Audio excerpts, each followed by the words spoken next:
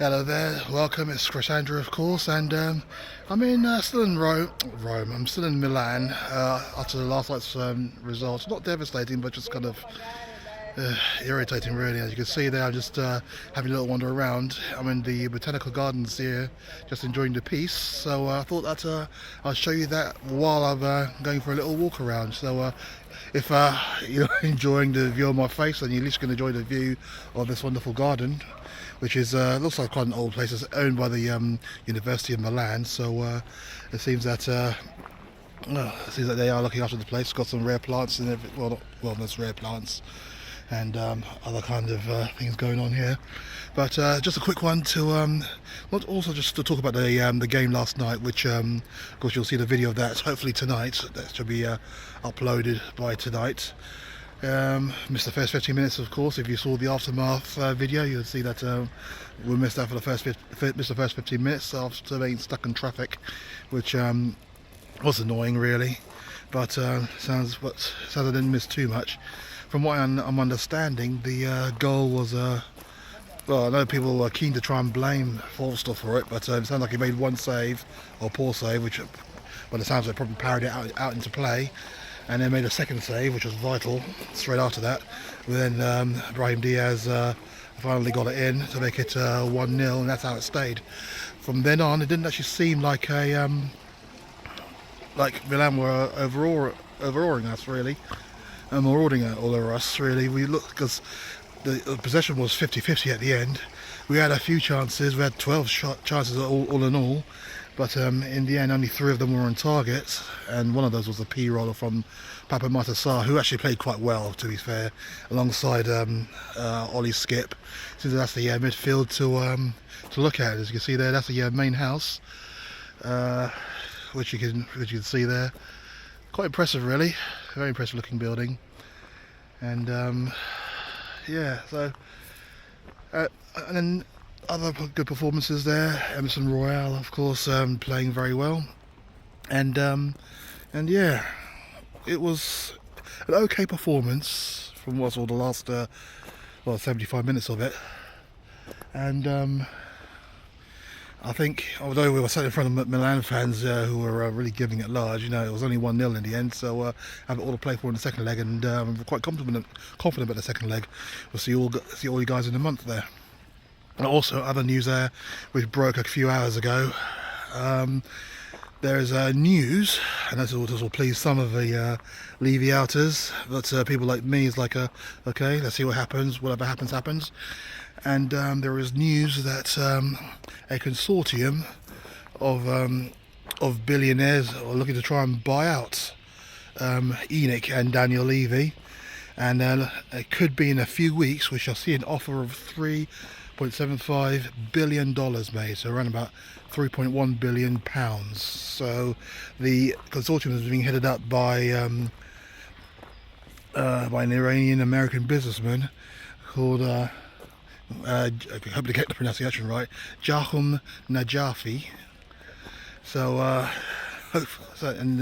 he's probably apparently worth himself around about $5-6 billion. So it's going to be a consortium involving him and a group from the Abu Dhabi and the United Arab Emirates. So it's going to be a consortium of people, and they're looking to put together a package that is worth around about just under $4 billion, so just around about £3.5 billion. So that's causing quite a stir, really, as you can imagine. As you can see there, Kay is just walking through. She was at the game as well last night. Excuse me. And it was, well, it's a story that is kind of interesting. I mean, as I said, he's worth about $5-6 billion himself, and he is the part owner as well of the NBA franchise, the Phoenix Suns. So he has got money in sport already, and he's looking to try and purchase a club in the Premier League.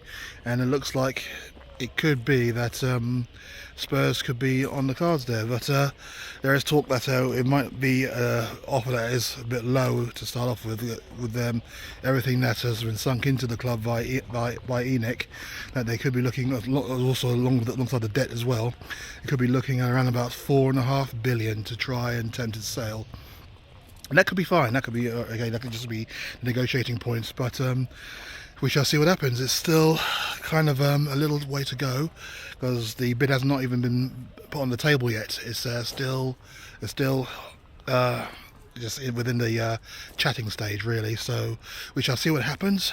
We're just going through a nice little walk through the garden. Hope you're enjoying this. And there again, that's the main house as well. I don't know if you can actually go into it, but it'll be lovely. But there's bars on the windows and everything, so I don't know if that's possible. But I don't know. I should know what to think about that one because, you know, I mean, say what you want to say about say what you want to say about ENIC, but you know they have sunk in quite a bit of money. They've built a new stadium. They've built a training ground facility. It's just about taking on to the next step. And as you've seen on my videos, those who've seen and heard what I've said, we know that there has been a sticking point for many a time with ENIC. And although I have said, and I continue to say it, you know, thanks for the memories, thanks for what we've done, but it's time to say goodbye. I'm not going to be as vociferous as the ENIC outers want, really. I won't join in any of those kind of protests. It really is no point, not at all. So, but if that offer is going to be put on the table in the next few weeks, it's something that I guess ENIC will have to look at and think it over. And if they do accept it, it's going to be a long process, so it's not going to be an easy, quick fix thing like the Ted Bowley one was at Chelsea, which was still kind of weird, really. I think they bought Chelsea for around £2.5 billion pounds in the end, or was it dollars? Can't remember. But as so we come to the end of the that little walkway there, so I'll just take a nice little left, and you can see everybody else enjoying the garden, as it were. So yeah, as it were, it is going to be, if the offer is accepted, well, it's still going to be a few weeks away, but if the offer is accepted, then I'll say my piece then. But until then, it's still kind of speculation at the moment. But the source was found in the Financial Times, and they're a reputable source. So we shall see what happens. But that is a story that in a few weeks we could be seeing a takeover bid from, I'm not quite sure what they call themselves really, but there's an Iranian American group, so headed by an Iranian American, Jakum, sorry, I have to get the pronunciation, Jakum Najafi, and with some backers as well from the United Arab Emirates and Abu Dhabi. So, what do you think? Let me know. Is it a good enough deal? Is it one that we should look into? Because to be truthful, I mean that we've now got the stadium to a point now where it is going to be self-financing, and we're going to have around about 500 million pounds to play with, really. I'm just going about profit, really. I'm not going into everything else where I can eat into the profits or whatnot, and then sort of I'm not a financier. I just know what they kind of make out. I don't know what the gross profit is and net profit and anything like that. I just know that well, actually I do know the gross profit is around about 500 million. So everything else that comes out of that and eats into that, I'm not quite sure. But that is what the new owners, respective owners, will have to play with. So we shall see what happens. So if they do buy the club and they wipe off the debts, which was brought on by the building of the new stadium, then they'll have that to play with. And I know people will look at it and just say, well, there we go. Got that. They've wiped the debts, so now we've got 500 million to spend on players. As people who can see past the end of the nose, are not being insulting to anyone in any way. We know that to be the case, so that's not going to be as simple as that. But it is what people think. So we shall see what happens. And we'll keep you up to date with the latest developments, and hope you're enjoying the view of this garden. Quite nice, isn't it? It's coming to spring here in Milan, and I guess things are starting to bud, so we shall see what happens. But I mean, that's that's a way to end it now, because things are beginning to bud here in the garden, and there's the budding breaking news of a possible takeover bid by Jakum Najafi, an Iranian American businessman, part owner of the Phoenix Suns, looking alongside his backers to place a bid of around $3.75 billion to buy Tottenham Hotspur. Let us know what you think in the comments below, and tell me what you think of the garden right here. Is it quite nice, and a stately home as well that the gardens reside in? It's yeah, it's cool. It's good. But we shall see what happens. But yeah, thanks for watching, and I'm still quite upbeat despite the defeat last night, because I know the second leg is to come, and the way we played last night makes me believe that we have a chance in that second leg, especially at home, and hopefully with a big support at home, we can turn them over. But once again, thanks for watching.